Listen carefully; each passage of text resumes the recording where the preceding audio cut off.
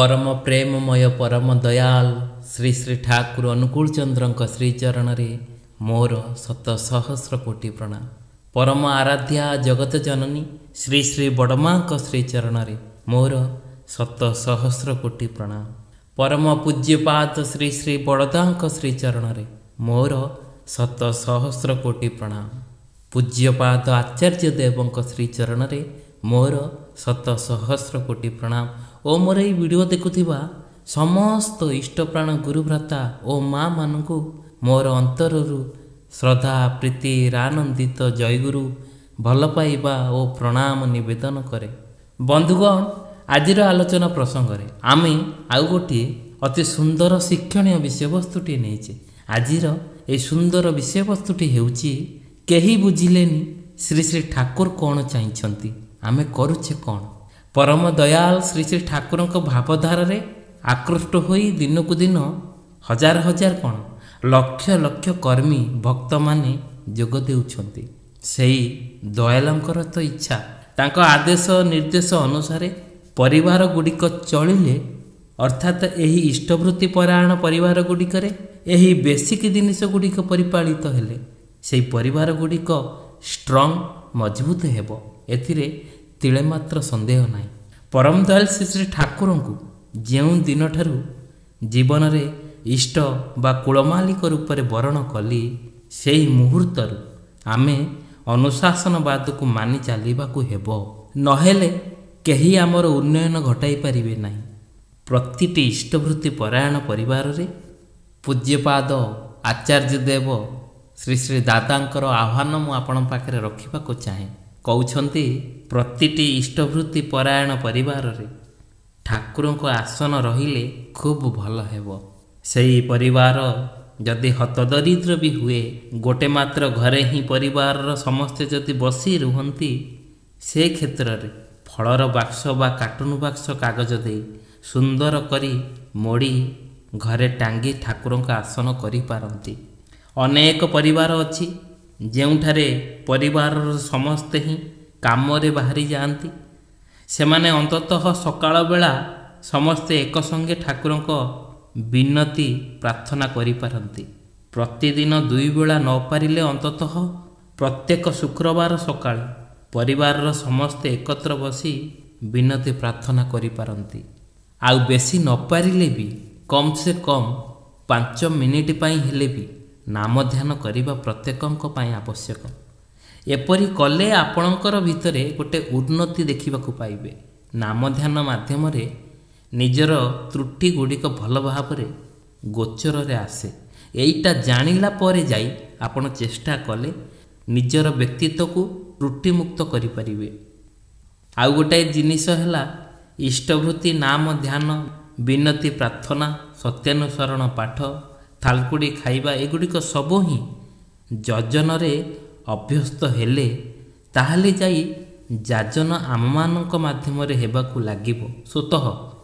ଯେମିତି ଗୋଟେ ଛୋଟିଆ ଉଦାହରଣ ହେଲା ମୂଳା ଖାଇଲେ ଯେପରି ମୂଳାର ହାକୁଡ଼ି ଉଠେ ଠିକ୍ ସେହିପରି ଯଜନ ଯଦି ଠିକ୍ ଠିକ୍ ଭାବେ କଲେ ତାହେଲେ ଯାଇ ଯାଜନ ସହଜରେ ହୋଇଥାଏ। ଦେଖିବ ବହୁ ପରିବାର ଯଦି ଏହି ଭାବେ ଅଭ୍ୟସ୍ତ ହୋଇଯାଆନ୍ତି ସେତେବେଳେ ଦୀକ୍ଷା ପାଇଁ ରୀତିକଙ୍କୁ ଦୌଡ଼ିବାକୁ ହେବ ନାହିଁ, ଦୀକ୍ଷା ପାଇଁ ରୀତିଙ୍କର ଖୋଜା ହିଁ ପଡ଼ିବ।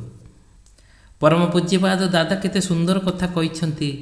ଠାକୁରଙ୍କୁ ପୂଜାପାଠ ମଧ୍ୟରେ ନ ରଖି ତାଙ୍କୁ ପ୍ରତ୍ୟେକଙ୍କ ହୃଦୟରେ ରଖିବାକୁ ହେବ, ତାଙ୍କୁ ଭଲ ପାଇବାକୁ ହେବ, ନିଜର କରିବାକୁ ହେବ। ଏମିତି ବୁଝିବାକୁ ହେବ ଯେ ଆମ ପରିବାରରେ 4 ଜଣ ସଦସ୍ୟ ଥିଲେ ଠାକୁରଙ୍କୁ ମିଶାଇ 5 ଜଣ ହେବ। ଠାକୁରଙ୍କୁ ପରିବାରର ପ୍ରଧାନ ସଦସ୍ୟ ଓ ଅଭିଭାବକ କରିବାକୁ ହେବ।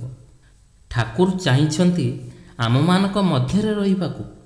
ଠାକୁର ଯେ ମଣିଷକୁ ଏତେ ଭଲ ପାଆନ୍ତି, ଯେତେବେଳେ କଲିକତାର ବରାନଗରରେ ଠାକୁର ବହୁତ ଦିନ ରହିଥିଲେ ସେଠାକାର ଗଙ୍ଗା ଘାଟରେ ଠାକୁର ସ୍ନାନ କରୁଥିଲେ ତାଙ୍କର ଭକ୍ତମାନଙ୍କୁ ସାଙ୍ଗରେ ନେଇ।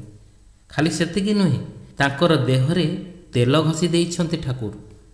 ଯଦି କୌଣସି ଭକ୍ତ ଅନେକ ପରିଶ୍ରମ କରି ଫେରିଛନ୍ତି ତାଙ୍କର ଗୋଡ଼ ହାତ ଚିପି ତାର ଅନେକ କଷ୍ଟ ଦୂର କରିଛନ୍ତି। ଆମମାନଙ୍କର ପାଖରେ ଏ ପ୍ରକାର ମଣିଷ ଏହି ପ୍ରକାର ପ୍ରେମିକ ପୁରୁଷ ହୋଇ ରହିବାକୁ ସେ ଚାହିଁଛନ୍ତି।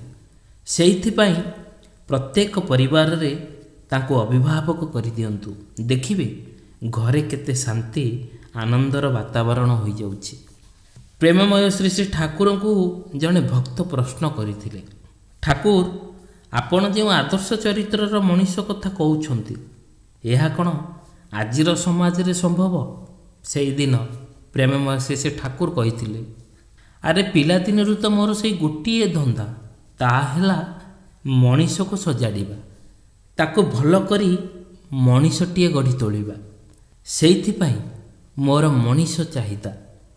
ଏପରିକି ଗୋଟିଏ ସାମ୍ରାଜ୍ୟ ବିନିମୟରେ ଗୋଟାଏ ମଣିଷ ତ୍ୟାଗ କରିବାକୁ ମୁଁ କେବେ ବି ପ୍ରସ୍ତୁତ ନୁହେଁ। ପୁଣି ଗୋଟାଏ ମଣିଷକୁ ମଣିଷ କରିବା ପାଇଁ ଯଦି ଗୋଟାଏ ସାମ୍ରାଜ୍ୟର ସମ୍ପତ୍ତି ବି ଶେଷ ବି ହୋଇଯାଏ, ତା ପାଇଁ ମଧ୍ୟ ମୁଁ କୁଣ୍ଠିତ ନୁହେଁ।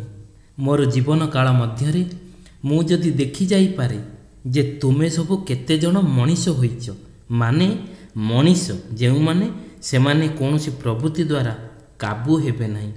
ଧର୍ମ ଇଷ୍ଟ କୁଷ୍ଟି ଯେଉଁମାନଙ୍କର ଜୀବନ ମାଂସ ହାଡ଼ ସହିତ ଜଡ଼ିତ, ଏହି ସବୁ ଦେଖିଲେ ଯାଇ ମୋର ମଣିଷ ଜୀବନକୁ ସାର୍ଥକ ମଣିବି।